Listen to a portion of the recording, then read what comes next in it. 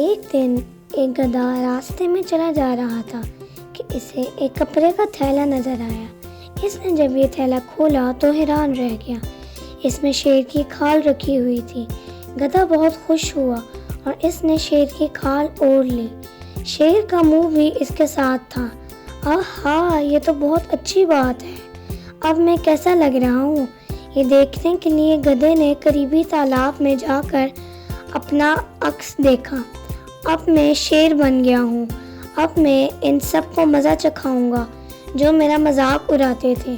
گدھا بھاری قدموں سے جنگل میں داخل ہوا۔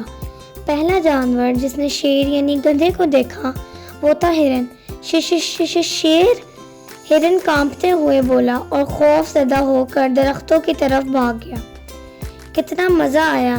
گدھے نے اپنی کامیابی پر خوش ہو کر بولا۔ اتنے میں دیکھا کہ بھی لومڑی آ رہی تھی۔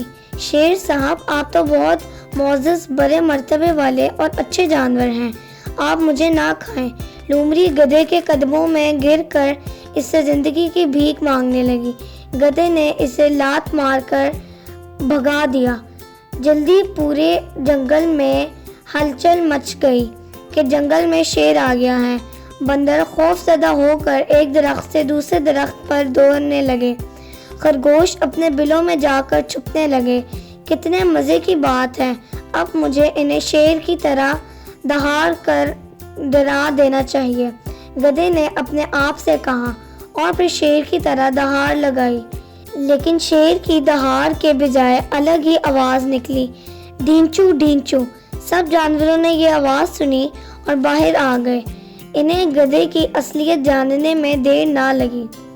یہ دراصل گدھا ہے جو شیر کی کھال میں آ گیا ہے۔ سب جانوروں نے آ کر گدھے کی وہ درکت بنائی کہ مت پوچھیں اس کا کیا حال ہوا۔ اس کے بعد گدھے نے توبہ کر لی کہ اب جنگل کے جانوروں کو تنگ نہیں کرے گا۔ بیوقوف گدھا جب تک چپ تھا اس کا بھرم قائم تھا، جیسے ہی وہ بولا فوراً پکڑا گیا۔ تو دوستو، اگر آپ کو ہماری یہ ویڈیو اچھی لگی تو اس چینل کو سبسکرائب کر دیں۔